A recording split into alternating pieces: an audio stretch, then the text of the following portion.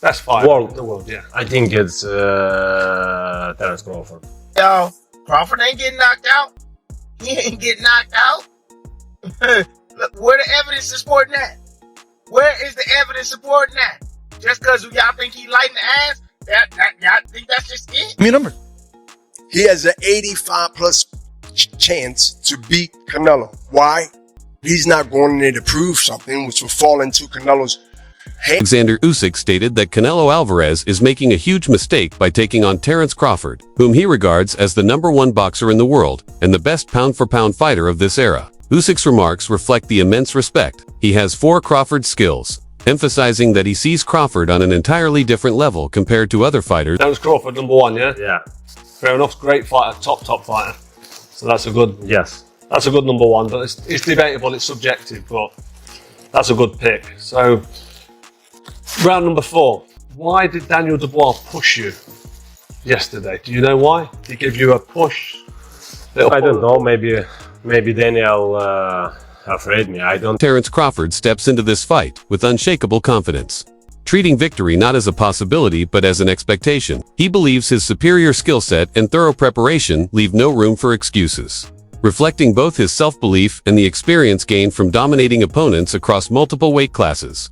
Such absolute assurance doesn't just fuel Crawford's own performance, it also builds psychological pressure on his opponent before the first punch is thrown. Listen, however they rate me, it doesn't matter. At the end of the day, we got to fight, and I'm going to win the fight. It's simple as that. Can I ask you about if there's any rematch clause with this fight with Canelo? No, it's not. Is that something you push for? No, I didn't. And there's any weight restrictions to the fight at all? No, it's not. A lot of fighters would like to put on a weight restriction to this type of fight. Why didn't you want to do that? Because I want him at his best. I don't want no excuses. I don't want no, reasons why, he didn't feel good or anything. I want him at his best. Crawford's coach delivered a clear warning to Canelo Alvarez, stressing that his fighter's ambition should never be underestimated. He explained that once Crawford sets his mind on a goal, there's no turning back, a trait he has shown throughout his career by taking on challenges many thought impossible. Stepping up to face Canelo is simply another example of that mentality. The coach highlighted that Crawford's strength isn't just in his physical training but also in his mental toughness and discipline, with his relentless drive and unwavering focus serving as the foundation of his success. The thing about Crawford is he got guts. Them bums ain't have no guts. Them bums didn't want to win. Crawford want to win. That's it. It ain't about no belt. It ain't about nothing. You didn't sign the contract. We want to win, and he want to be the best, and he is the best. So that's what's going to be the difference. Crawford got guts. He got a fighting spirit. So when you see Crawford, he going to go in there and get busy with Canelo. Don't you even doubt that. You understand? You ain't never seen Crawford stay on the back foot in no fight in his life. You understand? He the type of guy to go get you. So expect him to go get him. We're going to do everything we can to him. We're going to do whatever we got to do. But one thing you can expect is Crawford is going to step to him. Because you can't be Canelo going on a back foot forever. You got to go get him. You got to do something. And he better know Crawford. Miller adds to the conversation by highlighting Crawford's hunger, noting that in boxing, hunger often surpasses experience and even raw talent because it pushes a fighter to exceed their limits. He contrasts Canelo, who has already secured wealth and fame, with Crawford, who is still chasing a historic legacy. According to Miller, this difference in motivation could shift the balance of the fight, as hunger fuels harder training, longer preparation, and greater focus when the pressure is on.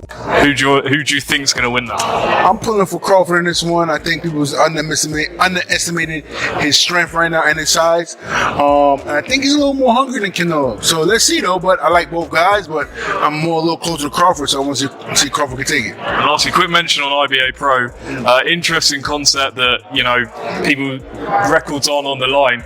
So I know in boxing, people don't like risking their own and things. Do you feel like this is a step forward? This could become a major player in boxing? I think it definitely can. I mean, any opportunity to make some money and build your repertoire and your arsenal. Boxing legend Bernard Hopkins made a bold prediction, giving Terence Crawford an 85% chance of beating Canelo Alvarez. From someone who knows the demands of fighting at the highest level, this is a powerful endorsement. Hopkins praised Crawford's intelligence, strategy, and adaptability qualities he believes can neutralize Canelo's strengths. By assigning such high odds, Hopkins signals his confidence in Crawford's ability to turn preparation, skill, and self-belief into a potential upset on fight night. When can he beat him? Can he beat Canelo? Is his skill so much that he's able to bridge the weight classes? He has a legitimate chance. Over 60% for as much. If you say Bernard, give me a number. Give me a number. He has an 85 plus chance to beat Canelo. Why? He's not going in there to prove something, which will fall into Canelo's hand. He would love for him to prove something. That means you will stay there and try to prove something. But to go in there and let him know, establish that from the first round that I belong without showing that I am tough. I earned my position to be here. And I want to show you, even though you're being stubborn, that your time not only have came, but it's gone. He ain't going to surrender and say, I'll slow it up, so I'm going to act like it. No, he has to be shown. And it has to be... Tim Bradley makes a strong case by pointing out that Canelo has struggled even against fighters with far fewer accomplishments. He recalls how William Skull was able to frustrate Canelo and push him through a full 12-round fight. If Skull could manage that, Bradley argues, it's hard to imagine Crawford widely considered the best pound-for-pound fighter today. Short, his message is clear. In boxing, skill outweighs reputation. If Skull, right, can hold Canelo to 152 punches thrown in an entire 12-round fight, 152 punches, you don't think Crawford can? You don't think Crawford can? You don't think Crawford can go the distance with Canelo Alvarez? If William Skull can go 12 rounds with him and keep him at an all-time low, 152 punches a round. Oh my goodness. If Charlo, 154 pounder, can go up to 168 pounds. Respect Charlo's skills, but he ain't got Crawford's skills. If he can go 12 rounds with Canelo Alvarez, you don't think Crawford can go 12 rounds with him? You don't think Crawford can go 12 rounds with him? The most skillful fighter on planet Earth? Oh, damn, let me go even further. If Jaime Munguia, you could throw a penny in the ring, it's going to hit him. You could throw a dime in the ring, it's going to hit him. You could throw a feather in the damn ring, it's going to hit him. It's going to hit him. If he can go 12 rounds with Canelo Alvarez, you don't think Crawford can go 12 rounds with Canelo Alvarez?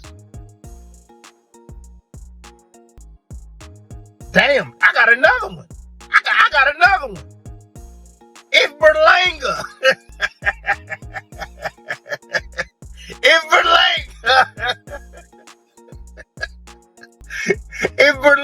Out Bay dismisses the controversy over Canelo sparring with Jaron Ennis, insisting it's nothing unusual and won't give Canelo any real advantage against Crawford. He explains that sparring partners come and go, but fights are won through execution under the lights. Bay also notes that Ennis's family has ties to Canelo, which is why the story is being overhyped. In truth, he argues, the session is irrelevant because Crawford's unique skill set can't be replicated by any sparring partner. Woods going off to spar Canelo ahead of Terence Crawford's bout. For me personally, alright, well, I live in Philly, right? So, interacting with Mr. Boozy and them sometimes, you know little stuff. So, Boots, whole family, they been had a relationship with Canelo. Like, this not new. Pooh was up there camping with him for I was up there boxing him or whatever. And then Canelo, period, he boxed Philly guys. When he was about to fight Floyd, he was boxing Brother Nazim's nephew and all that. So this ain't nothing really new that Canelo doing right now or that Boots is doing right now. I think that it's just being made to be a big deal because like on the internet, the fans, as much stuff as they like to talk about Boots sometimes, they understand from looking at his skill set and stuff like that, that he would be someone who can help Canelo. Like, you know what I mean, in a situation like this, if you're the kind of person that look at sparring and consider it to be a help, which it can be, especially, you know, Boots being a switcher, being a boxer puncher, the athleticism he has, the footwork he has. If you wanted to get ready for Terence Crawford, that would be a great guy to box with. So, I think that's a good thing for Canelo. I think it's an even better thing for Boots. Well, even better thing for Canelo because he's the one that got to fight right now. What's your group? Boots got to fight October 11th. He They're does. moving up, so. So he's getting, so this, you know what I mean, this up the level of Boots camp and he get paid for it. I'm glad he got an opportunity like that. Get to see himself in there with a guy like that. Anyway, that can help him psychologically a lot. Crawford has explained the source of his confidence, noting that knockouts don't come just from big punches, but from the shots opponents never see coming. This mindset separates him from fighters who depend solely on power. While Canelo is renowned for his heavy punches, Crawford believes the real danger lies in timing, precision, and deception. By breaking opponents down, frustrating them, and capitalizing on their mistakes, he creates the perfect openings for fight